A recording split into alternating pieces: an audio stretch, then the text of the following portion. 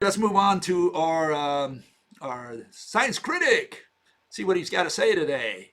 Okay, and so essentially he's going to argue that science is not objective, meaning I guess it's not rational. It's subjective. That means that it depends on your opinion. I'm not sure what he's saying. So let's listen to him. Let's see what he's got to say. Listen carefully. Here goes. The questions and issues to be addressed in this rebuttal include: does subjectivity play any role in the explanation of a mechanism? Is simulating light with discrete particles an opinion?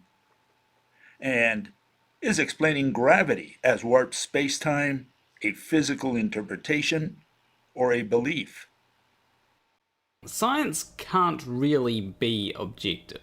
Yes, it is the closest thing that we have to objectivity, but it does have flaws. If science were objective, then it would have no flaws. If science is objective, then science cannot be wrong. Science can be wrong, therefore, science is not objective.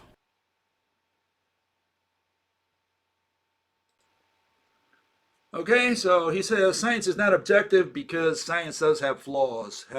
There are some things are proven false. I guess that's what he's talking about. That's what he's got going through his head. Okay, let's address his issues. Let's look at them one by one. Science has no flaws. Maybe he has flaws. Maybe, I don't know, he's lived in the ghetto and the bus didn't take him to the east side of town where the universities were, or these colleges or high schools. Maybe he went to a monastery. I don't know. Science, rational explanations. That's what science is.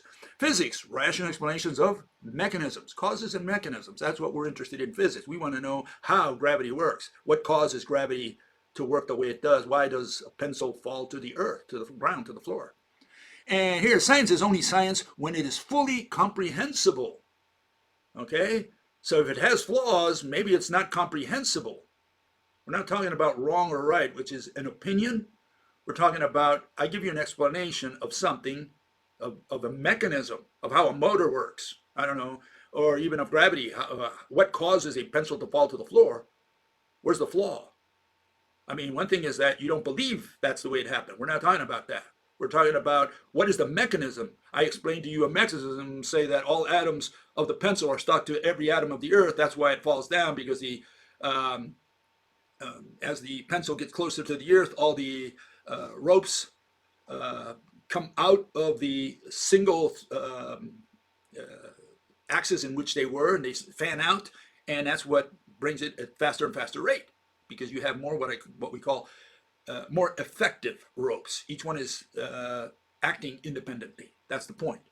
It's not a question of belief. It's a question of, do you understand the mechanism that I'm proposing? And I'm giving you a rational explanation. Where's the flaw? Okay, and so only if it's fully comprehensible. If you comprehend it, then you say, okay, I don't believe in it, but where's the flaw? Flaw means that you're going to give it some subjective interpretation.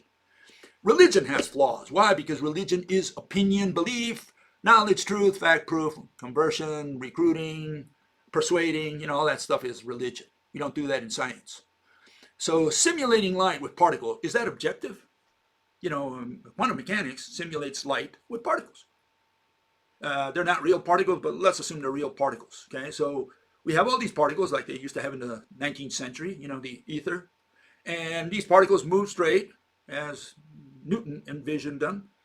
And so he gives you an explanation. He says, look, all these particles move straight. That's my simulation of how I simulate light. Fine, I understood it. It's comprehensive. What he's saying is comprehensive. Do I believe it? That's a separate issue. But I can understand what he's saying. His mechanism is straightforward. So it's not a question of belief. It's a question is, did you understand the mechanism that Newton just finished explaining to you? That's the issue. Believing that light is actually mediated by particles, that is what is subjective. Simulating God creating the world is objective.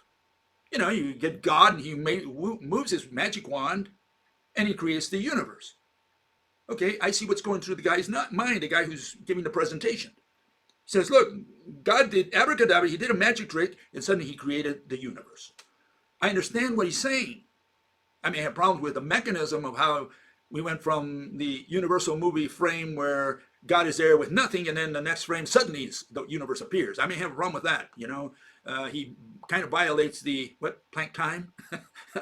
But other than that, I have no problem. I understand what the guy's saying. It's objective. He's saying, look, there's a universe. Here's no universe with God, and here's a universe with God. Okay, I might have problems understanding the intermediate steps, but other than that, I understand what's going through his mind. That's objective. Believing that God made the universe, that's a separate issue. That's got to do with religion. In fact, one fellow here summarizes quite well, and he says the following. A belief has absolutely no credence in scientific method. Absolutely. A belief can be true or false. Right. That's why we don't accept it in science or in the scientific method. It's an acceptance that a statement is true. Exactly. That's what a belief is. Just an acceptance for you that it's true, that it's a fact. A theory is an explanation for an occurrence. Right.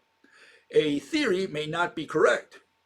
When in science we do not judge, we do not vote, okay, for theories. There are no experts in theories. All we have is people who give you their theories, their explanations, their mechanisms, so that you understand them. You don't have a person who's saying, oh, that's right and that one's wrong. That we don't have in science. Okay? So we have no peer reviewers in that sense. The function of the peer reviewer is simply to tell you whether it's irrational, whether the theory you put forth meets the criteria of the scientific method, not to tell you whether it's wrong or right or whether it matches what all the other mathematicians voted for. None of that has anything to do with science. Okay? That's known as religion. That's opinion. So correct is a question of opinion. Religion is belief, correct. Religions are belief-based acceptance. Yeah. That's why we do not accept belief in science. Belief has nothing to do with science. It's purely religion. And truth is believing you already have it. Absolutely. Got it? All of those, we could say right. That's my opinion. My point here is that he synthesized what science is versus what religion is. Okay? You want to do religion, do belief. And talk about facts, truth, knowledge, what's been proven. All that's religion. In science, we only explain so that you understand the mechanism, especially in physics, right? Philosophy is something else. But we give you a mechanism, you understand it, we're done. It's got to be comprehensive. It has to be rational. There's criteria for rationality. It's got to be an explanation. There's a definition of explanation. So you should have no problem in identifying all that. Okay, so yeah, this fellow, I don't know where he studied. He certainly lacks quite a bit of understanding of what science is about. Okay, so he's learned all this stuff that the rabble out there learns, and he just repeats it, parrots it. So yeah, no, in science, we do not confuse it with religion. It does not have to do anything with belief, and therefore it is not subjective. Science is objective always because it's got to be comprehensible and it's got to be rational. And we do have definitions for that.